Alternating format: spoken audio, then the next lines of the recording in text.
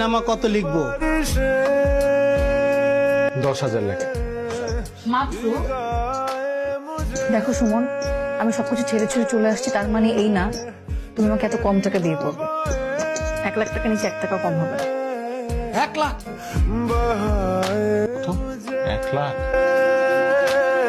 আচ্ছা লেখেন 1 লাখ কি? 1 লাখ লেখেন। 1 লাখ? থামেন। আরো বাড়াবা? তুমি সত্যি খুব বোকা। আমি তো মজা করছিলাম। হ্যাঁ? আমি আমার মা, বাবা, ভাই সবাইকে ছেড়ে চলে এসেছি। তোমার কিভাবে মনে হয় এই টাকার জন্য আমাদের বিয়ে আটকে থাকবে?